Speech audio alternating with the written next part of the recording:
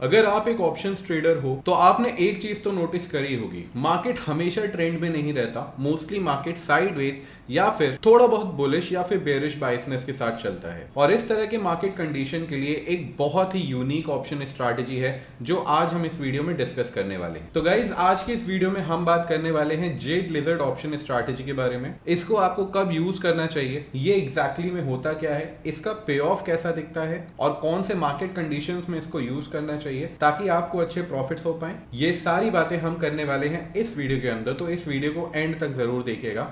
अगर इससे रिलेटेड कोई भी आपकी क्वेरी होती है तो आप नीचे कमेंट सेक्शन में पूछ सकते हैं। और अगर आपको हमारे समझाने का तरीका अच्छा लग रहा है तो इस वीडियो को लाइक करके फिनग्रैड को सब्सक्राइब भी कर सकते हैं ताकि इस तरह के लर्निंग वीडियोस के अपडेट्स आप मिस ना करो। So let's start this video without any further delay. तो गाइस देखो, कोई भी ऑप्शन स्ट्रैटेजी करने से पहले आपको मार्केट का बायसनेस समझना होगा, मार्केट में किसी तरह का ट्रेंड आइडेंटिफाई करना होगा, या फिर वो ट्रेंड हो या फिर नॉन ट्रेंडिंग हो, इसके ऊपर ही आप अपना ट्रेडिंग डिसीजन ले सकते हैं। और अगर हम जेड लिजर्ड की बात करते हैं तो अगर आपको जेड लिजर्ड ट्रेड करना है स्पेसिफिकली तो आपका मार्केट के लिए व्यू होना चाहिए हल्का सा साइडवेज टू बुलिश। ठीक है, आपका जो व्यू है वो कुछ ऐसा होना चाहिए कि मार्केट मान लेते हैं अपने सपोर्ट को टेस्ट करके आ रहा है या अपने डिमांड जोन के पास से ट्रेड होता हुआ आ रहा है और अब वो यहां से ऊपर उठ सकता है, राइट। और वो कहां तक जा सकता है ये मुझे नहीं पता, लेकिन इस स्पेसिफिक लेवल के नीचे नहीं जाएगा ये मुझे फॉर श्योर है। तो मान लेते हैं आपने क्या देखा, आपने कोई प्राइस एक्शन फॉर्म होता हुआ देखा अपने चार्ट के ऊपर। जैसे यहां पे अगर हम देखते हैं तो हमको क्या देखने को मिल रहा है,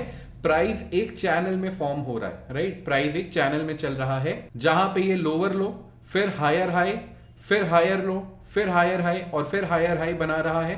तो कहीं ना कहीं हमको यहां पे देखने को मिल रहा है कि मार्केट अब यहां से ऊपर जा सकता है बट इसके नीचे नहीं जाएगा। और अगर आपको सपोर्ट और रेजिस्टेंस या डिमांड और सप्लाई जोन के ऊपर कोई भी इशू है, इस चैनल पे आपको सपोर्ट एंड रेजिस्टेंस के ऊपर एक डिटेल्ड वीडियो मिल जाएगा। आप वो वीडियो जाके पहले देख सकते हैं ताकि आपको ये समझ में आ जाए कि हमको ट्रेंड किस तरह से आइडेंटिफाई करना होता है सिर्फ डिमांड और सप्लाई जोन के ऊपर। तो यहाँ पे हमको मान लेते हैं कि लग रहा है मार्केट यहाँ से ऊपर जाने वाला है, इसके नीचे नहीं आएगा। तो यहां पे आप क्या क्रिएट कर सकते हो, आप क्रिएट कर सकते हो जेड लिजर्ड स्ट्रैटेजी। इसके अलावा और भी तरीके होते हैं अपनी स्ट्रैटेजी फॉर्म करने के लिए। आप ओआई एनालिसिस कर सकते हैं। सपोज आपका पुट का ओआई ज्यादा है rather than the call OI, तो आप आराम से बुलिश ट्रेड में एंट्री ले सकते हैं। और बुलिश ट्रेड से मेरा मतलब है जेड लिजर्ड में, जहां पे आपके पास significantly sideways to bullish market का डायरेक्शन पता रहता है और हायर ओआई की वजह से आपको एक पीस रहता है माइंड में कि मार्केट सेलर्स मार्केट को एक सर्टेन लेवल के नीचे जाने नहीं देंगे, राइट। तो हमने क्या देखा कि निफ्टी 24,500 के नीचे नहीं जाने वाला है, राइट। और ये हम 30th ऑफ सितंबर को देख रहे हैं, तो हमको ये कब बनाना होगा, अक्टूबर की एक्सपायरी के लिए। But for the safer level हम एग्जैक्टली 24,500 को कंसीडर नहीं करेंगे, हम प्रीवियस स्विंग या उससे पीछे का थोड़ा हम एसएल रख सकते हैं, राइट। थोड़ा सा कंसीडर करके चल रहे हैं। तो मान लेते हैं मार्केट 24,600 के आसपास ट्रेड हो रहा है, तो हम 500 पॉइंट बाहर आ जाते हैं, ठीक है। 24,100 पे आ जाएंगे या फिर 24,000 के पुट को शॉर्ट कर देंगे और हम इस बुलिश मूव का बेनिफिट ले पाएंगे, ठीक है। डायरेक्शन में हम पैसा बना सकते हैं, लेकिन एट द सेम टाइम अगर हम इसको नॉन डायरेक्शनली प्ले करना चाहते हैं तो हम क्या करेंगे, हम कॉल भी सेल करेंगे, है ना। और अगर हमको लग रहा है कि मार्केट यहां से ऊपर जा सकता है, ठीक है, हम थोड़ा बहुत थीटा डीके यहां पे ज्यादा गेन कर सकते हैं, बट कॉल हो सकता है स्पाइक कर जाए जिसकी वजह से मुझे एडिशनल लॉस लेना पड़े।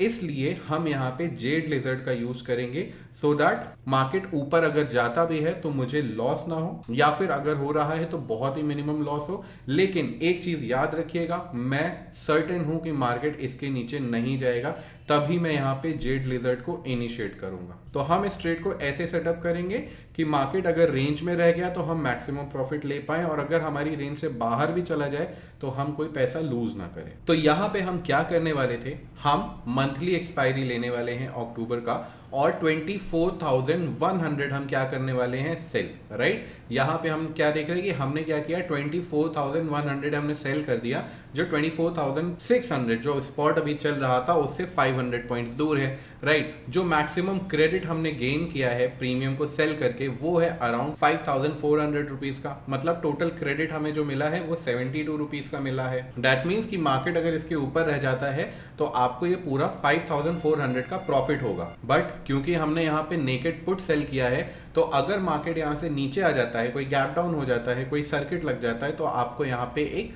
अनलिमिटेड लॉस होने वाला है। बट यहाँ पे जब हम जेड लिजर्ड को ट्रेड कर रहे हैं तो हम एक सर्टेन लेवल का रेंज निकाल के रखेंगे कि मार्केट इस रेंज के नीचे तो नहीं आने वाला है, बट ऊपर कहीं पे भी जा सकता है। ठीक है, तो अब दूसरा स्टेप हमको क्या करना है, हम यहाँ से कॉल ऑप्शन को भी सेल करेंगे।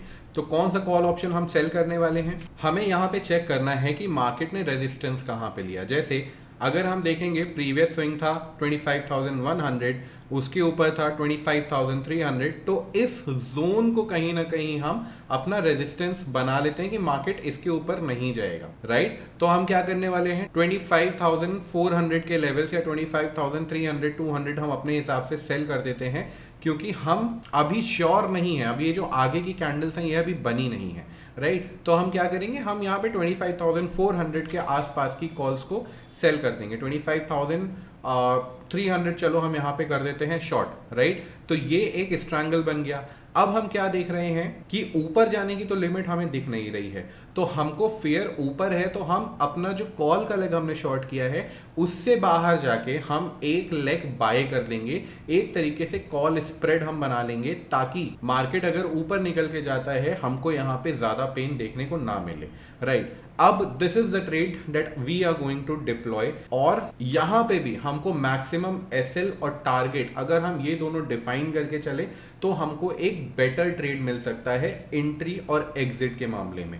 अगर हम 2% का प्रॉफिट और 2% का लॉस अगर हम यहाँ पे डिसाइड कर लेते हैं, प्री डिसाइड कर लेते हैं, तो ये ट्रेड हमारे लिए काफी ज्यादा रीजनेबल भी हो जाता है। और अगर आप अप साइड में बिल्कुल भी लॉस नहीं लेना चाहते हो तो आप क्या कर सकते हो, अपने हेज को, राइट, जो आपके हेज का डिफरेंस है आपके सोल्ड लेग से, उसको टुवर्ड्स द मार्केट लाके शिफ्ट कर सकते हो। इससे आपका क्या होगा, अप साइड मार्केट जितना भी चला जाए आप अपनी पॉकेट से कुछ लूज नहीं करने वाले हैं। ठीक है, मार्केट अगर ऊपर एक्सपायर होता है आप कुछ लूज नहीं करने वाले हैं। मार्केट अगर 24,100 के पास आके भी एक्सपायर होता है या 24,000 पे भी आके एक्सपायर होता है, तब भी आपकी पॉकेट से कुछ भी नहीं जाएगा। तो यहाँ पे आपको तो एक नॉन डायरेक्शनल बेनिफिट आपको मिल गया, प्लस आपका जो डर था, आपका जो एनालिसिस था मार्केट के ऊपर जाने का, उससे भी आप कहीं ना कहीं सेफ हो गए। राइट, क्योंकि जेड लिजर्ड का सेटअप ही ऐसा होता है जो आपको नॉन डायरेक्शनल प्लस किसी एक साइड के बायसनेस से सेफ रखता है। तो आप यहाँ पे वोलेटिलिटी से भी बचे हो और आप यहाँ पे थीटा भी गेन कर रहे हो, और डायरेक्शनल के साथ साथ नॉन डायरेक्शनल का भी बेनिफिट ले पा रहे हैं एक कांस्टेंट थीटा का डिके लेके। ये तो हमने कॉल के लिए देख लिया। अब सपोज मेरा एनालिसिस है कि मार्केट एक डाउन ट्रेंड में है। राइट, अगर मैं यहाँ पे देखूं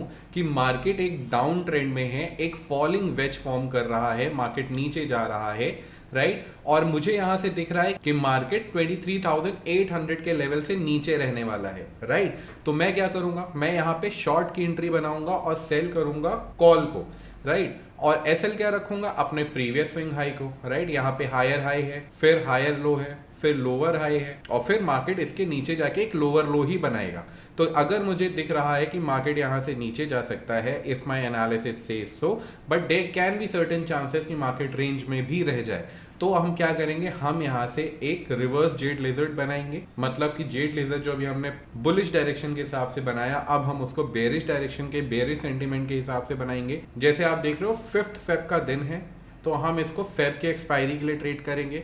राइट, हम शॉर्ट करेंगे 24,200। राइट, जो हमारा प्रीवियस स्विंग है हम शॉर्ट करेंगे 24,200, या आप 100 भी शॉर्ट कर सकते हो depending on your risk appetite, February month की एक्सपायरी के लिए। ठीक है, हम यहाँ पे चलते हैं फेब 2025, 5th का दिन है, आपने 27th ऑफ फेब की एक्सपायरी सेलेक्ट करी, 24,200 आपने कर दिया शॉर्ट। कहां तक के लिए शॉर्ट किया, मान लेते हैं ये पुराना स्विंग लो था, तो मार्केट कम से कम 22,800 तक आ सकता है, और फिर इसके नीचे का वो कहीं ना कहीं लो बनाने वाला है, तो आप 22,600 तक का आपने क्या किया, पुट भी शॉर्ट कर दिया। क्यों, क्योंकि हम यहाँ पे दोनों डायरेक्शन का बेनिफिट ले रहे हैं, एक नॉन डायरेक्शनली ट्रेड बनाकर, और क्योंकि हमें नहीं पता मार्केट पुट साइड में कितना गिर जाएगा, इसलिए हम पुट की साइड को हेज कर देंगे, पुट क्रेडिट स्प्रेड बना देंगे, ताकि नीचे की साइड हमको कोई भी खतरा ना रहे। मार्केट अगर सर्किट भी लगाता है तब भी आप सेफ हो जाओगे। तो हम क्या करने वाले हैं, 22,800 तक हम जाके कर देंगे सेलिंग।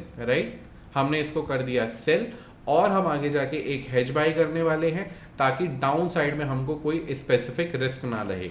अब यहाँ पे हमको दिख रहा है कि डाउन साइड मार्केट अगर सर्किट भी लगा लेता है तब भी हमारी पॉकेट से कुछ भी जाने वाला नहीं है। अगर आप कंफर्टेबल नहीं हो इतने प्रॉफिट्स के साथ, आप थोड़ा सा रिस्क बढ़ाने को रेडी हो, क्योंकि अगर आपको पता है कि मार्केट भाई साइडवेज भी रह गया तो आपका ये क्रेडिट कम नहीं होना चाहिए, आप अपने हेज को थोड़ा सा और पीछे लेके जा सकते हो, राइट। आप अपने ट्रेड को थोड़ा पीछे लेके चले जाओ, हेजेस को इस तरह से आप अपने ट्रेड को इनिशिएट कर सकते हो। एंड अगेन, अगर 2% का प्रॉफिट और 2% का लॉस अगर आप सेट कर देते हो तो आप इसमें से ज्यादातर टाइम प्रॉफिटेबल होके निकल सकते हो। क्यों? क्योंकि हम स्पेकुलेट नहीं कर रहे हैं। मार्केट अगर साइडवेज हो गया और हल्का फुल्का बेयरिश रहा तो वो हमको ठीठा डीके देके चला जाएगा, ठीक है। अगर हम इसको थोड़ा सा भी सिमुलेट करते हैं तो आपको यहाँ पे देखो 3 दिन में 3% का प्रॉफिट मिल गया with 0 risk on the down side. That was all about Z lizard. यहाँ पे हम क्या कर रहे हैं, नॉन डायरेक्शनल और डायरेक्शनल बायसनेस के साथ ट्रेड ले रहे हैं। बहुत ही ज्यादा सिंपल स्ट्रैटेजी है। अगर आपको ट्रेंड का एनालिसिस करना भी नहीं आता आप तब भी इसको कर सकते हैं। क्यों? क्योंकि हम डाउन साइड या फिर अप साइड में एक सर्टेन रेंज लेके चल रहे होते हैं कि अगर आपका एनालिसिस गलत हो रहा है so somehow you'll be able to exit in minor losses. If not the minor losses, you know what range you have decided for yourself to exit the trade. Trend identification के already हम बहुत सारे parameters पीछे देख चुके हैं अपने previous videos में। टेक्निकल एनालिसिस के ऊपर हमने बात करी थी, इंडिकेटर्स के ऊपर हमने बात करी थी, वो वीडियोस आप देख सकते हो और फिर इस स्ट्रैटेजी को डिप्लॉय कर सकते हो। अपकमिंग वीडियोस में हम और भी ऑप्शन स्ट्रैटेजीज के बारे में बात करने वाले हैं। जेड लिजर्ड के लिए इतना ही, मिलते हैं अगले वीडियो में। Till then keep on learning and happy trading.